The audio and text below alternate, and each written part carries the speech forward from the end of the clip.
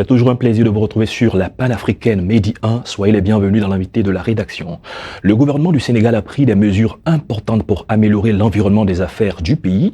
À la suite de la mise en œuvre des réformes selon le ministère de l'économie, il est beaucoup plus facile de créer et d'exploiter une entreprise au Sénégal. De passage à Abidjan dans le cadre de Africa CEO Forum, nous avons le plaisir de recevoir Abdoulaye Badé, le directeur général de l'APIX, agence de promotion des investissements et des grands travaux du Sénégal, avec qui nous parlerons de l'environnement des affaires au Sénégal et de Africa CEO Forum.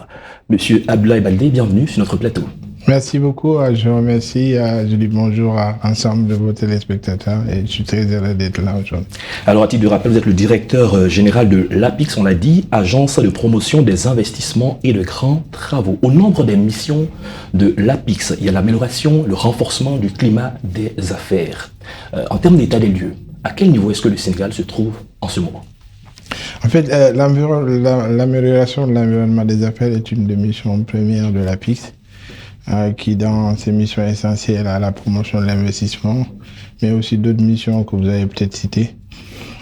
En termes de l'amélioration de l'environnement des affaires, l'APIX a été créée dans les années 2000. Et à partir de 2002, il y a eu un cycle de réforme de l'environnement des affaires. Donc, il y a aujourd'hui depuis 20 ans, ce qui nous a permis vraiment d'assainir dans le cadre d'un programme, d'un cercle qu'on appelle le Conseil présidentiel de l'investissement, qui réunit à la fois le secteur privé, la société civile, le gouvernement et les investisseurs. Donc, ce qui me permet d'abord de lever l'ensemble des obstacles, qu'ils soient de nature législative ou réglementaire ou autres. Et donc, cela a permis aujourd'hui au Sénégal de faire des réformes importantes sur le code du travail, le code des investissements, de mettre en place une justice commerciale, mais aussi de faire de telle sorte que d'autres lois spéciales qui incitent à l'investissement, comme les zones économiques spéciales, soient mises en œuvre. Donc, à l'APIX, nous avons aussi bien ce volet réforme de l'environnement des affaires qui est dans sa troisième phase. Il y a le programme de réforme de l'environnement des affaires, de la compétitivité, qui a été mis en œuvre et qui, aujourd'hui, on est au préacte 3. Ce qui nous a vraiment permis d'être parmi les pays réformateurs, d'être dans le top 10 des pays africains, d'être parmi les les meilleurs réformateurs de la CEDEAO, mais aussi d'être parmi le premier au niveau de l'UEMOA. D'accord, très bien. Vous êtes en Côte d'Ivoire dans le cadre de Africa CEO Forum. Que représente ce grand forum continental et international pour le Sénégal et aussi pour l'APIX ? Oui, nous sommes venus d'abord on avait 3 missions. Nous sommes un des partenaires. Donc, pour cette fois-ci, nous avons été partenaires du forum. Et une des missions premières, c'est venir d'abord à mettre en exergue les opportunités de l'investissement au Sénégal, donc montrer à la face du monde, à tous ceux qui sont venus au forum, quelles sont les opportunités d'investissement au Sénégal, de rechercher des investisseurs de référence, mais aussi pour cette fois-ci de faire la promotion du forum Invest in Sénégal, qui sera le premier du genre, le forum international d'investissement au Sénégal, qui aura lieu le 6, 7 et 8 juillet prochain. Donc, le Côte d'Ivoire est le pays invité d'honneur. Très bien. Parlons justement de la Côte d'Ivoire. Il y a ici ce qu'on appelle le CPC, qui est le Centre d'investissement et de promotion, enfin, le Centre de promotion et d'investissement de la Côte d'Ivoire, qui est similaire à l'APIX. Quand on parlait autrefois de la création d'entreprises, il y avait beaucoup de temps. Aujourd'hui, avec un guichet unique, la facilité pour permettre aux jeunes et à tout le monde de créer son entreprise. Quels sont donc les défis en la matière par rapport à l'APIX ?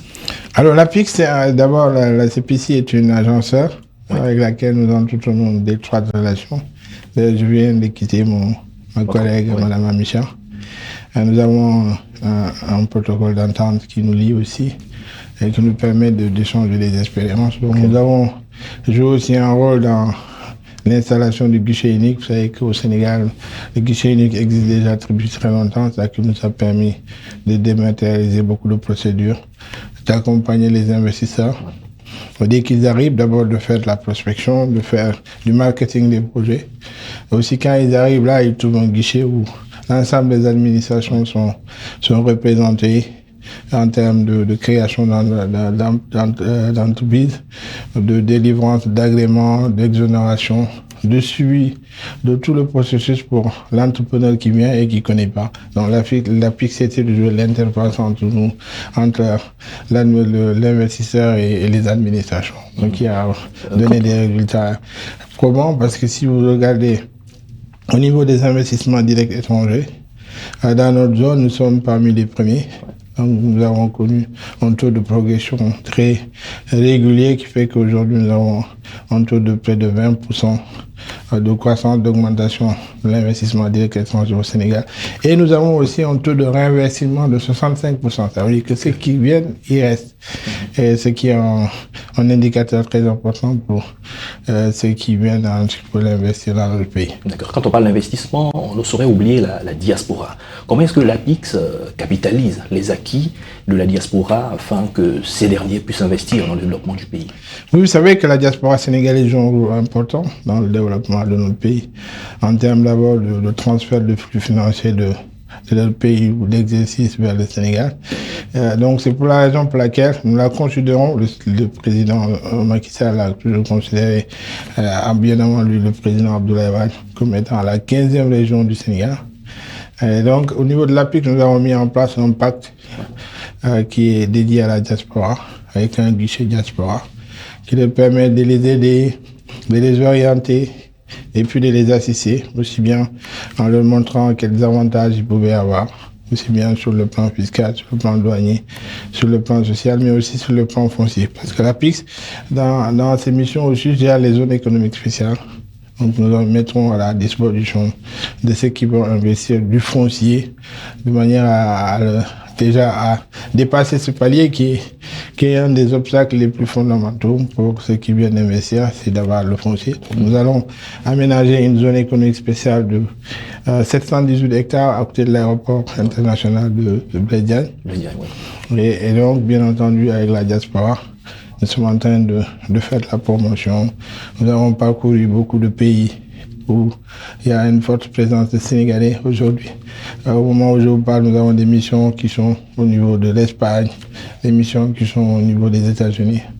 Pour le dire vraiment toutes les opportunités qui s'offrent à la diaspora, que nous considérons comme fondamentales, qui jouent un rôle fondamental dans le développement de notre pays. Qu'en est-il de la viabilité et surtout de l'accompagnement des jeunes entreprises, des start-up? Parce qu'il a démontré dans certains pays, après la création des entreprises, 3 ans après, beaucoup disparaissent. Quel est le partage d'expérience en la matière pour le Sénégal? Exactement. Donc nous avons pris compte de ça. Vous savez, dans une vie antérieure, j'étais ministre de l'Industrie et des PME. Très bien. Et par conséquent, c'est vrai que le taux de viabilité des PME est assez limité. Donc, ce qui a fait que, au niveau de l'APIX, nous sommes en train d'abord d'installer ce qu'on appelle, de faire de la territorialisation, d'implanter aussi bien des bureaux régionaux, des bureaux départementaux, mais ce qu'on appelle aussi les plateformes d'investissement. Donc, on en a installé une dans le nord, à Saint-Louis, qui est à 270 km de Dakar. On a installé une à Ziguinchor, 450 km de Dakar. Ce qui nous permet d'avoir un accompagnement très rapproché. On en a aussi une à Sali et on est en train d'en installer une au niveau de Kaolack, au niveau du centre du pays. Donc, ce qui nous permet de territorialiser et puis d'avoir un accompagnement beaucoup plus rapproché. Et à l'intérieur de ces plis, ces plateformes d'investissement, nous avons tous les services qu'on retrouve dans les guichets uniques, mais aussi en plus, nous avons des agences de financement comme la délégation au financement des entreprises, la DER, nous avons aussi le Fonds 6.